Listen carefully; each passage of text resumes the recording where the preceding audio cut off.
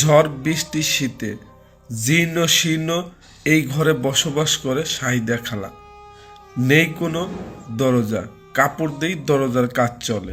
একটা মিয়া, স্বামী নাই, স্বামী আমার কাছে, আমার উপার্জনে কেউ নাই। 10 বছর আগে স্বামীকে হারিয়েছে।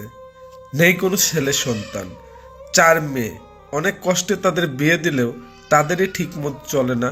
বৃদ্ধ মায়ের খবর রাখবে কে? ঝড় বা বৃষ্টি শুরু হলেই তার মনের মধ্যে ভয় কাজ করে, এই বুঝি ঘরটা উড়ে যাবে। সেখানেই খেয়ে না খেয়ে দিন পার করে যাচ্ছে এই বৃদ্ধ অসহায় মা।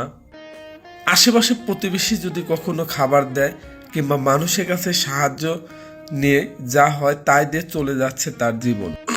সিরাজগঞ্জ সদর উপজেলার মালসাপাড়া স্কুল মাঠের গলিতেই তার এই জীর্ণ শীর্ণ ঘরে বসবাস। আমার ঘর ভাঙ্গা, আমার ঘরের দরকার, আমার স্বামী নাই, কামাই করা মানুষ নাই। আমার 10 বছরের স্বামী আল্লাহ নিয়ে গেছে, আমার উপার্জনে কেউ নাই। আল্লাহ আমাকে যা আমার পাশে আছেন তাই, যে যা দেয় আল্লাহ যা খেলে তাই খাই। তাছাড়া আমার আর আল্লাহ ছাড়া গতি নেই।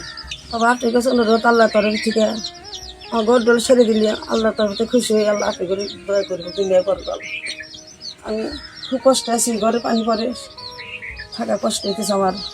দয়া করে আপনারা অনুরোধ করে আল্লাহ তরফ থেকে কিছু দান করেন আমাকে, আল্লাহ তরফ থেকে কিছু দান করেন। আল্লাহ আপনাদের দিব হয়ে গল্প আল্লাহ আপনি করে। আসুন আমরা সবাই মিলে ৭৫,০০০ টাকার ব্যবস্থা করি। এই অসহায় বৃদ্ধ মাকে শেষ বয়সে একটা নতুন ঘরের ব্যবস্থা করে দেই।